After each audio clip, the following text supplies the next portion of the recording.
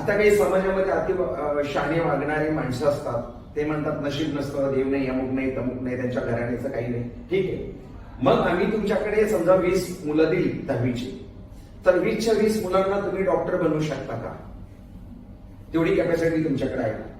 जर कर्म हे सर्वश्रेष्ठ आहे, जर कर्म हे सर्वश्रेष्ठ आहे, तर कर्माने ते 20च्या 20 मुलं डॉक्टर बनायला पाहिजेत, कलेक्टर बनायला पाहिजेत. मग त्यापैकी एखादा घसरतो आणि कलेक्टरची गाडी का चालवतो, त्याला पिऊनची नोकरी का मिळते? तर याच्या पाठीमागचं गणित काय आहे ते मी तुम्हाला सायंटिफिकली टेम्परामेंटमध्ये सगळ्या गोष्टी समजून सांगणार आहे.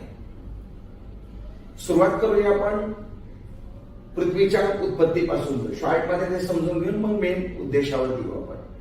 या संपूर्ण विश्वामध्ये एक मोठा गोळा फिरत होता, फिरता फुटला, त्याचे छोटे छोटे तुकडे झाले, त्याला ग्रह नक्षत्र ताऱ्याशी नावं दिली गेली. त्यापैकी एक पृथ्वीवरती पृथ्वी नावाचा एक ग्रह निर्माण झाला. तिथे आग होती, आग विझवण्यासाठी 71% पाणी ओतावं लागलं. मग पृथ्वी शांत झाली, मग सृष्टी निर्माण झाली, मग दृष्टी निर्माण झाली, आणि मग डोळे नावाचं एक इक्विपमेंट तयार झालं.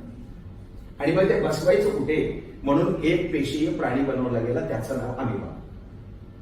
हे आपल्याला चार्ल्स डार्विन यांनी समजावून सांगितलेलं आहे. आणि चार्ल्स डार्विन लॉ त्यावेळेला जेव्हा त्यांनी मांडला, तेव्हा त्यांना चर्चमधून ढकलून काढून अगदी त्याला मारून टाकण्यात आलं.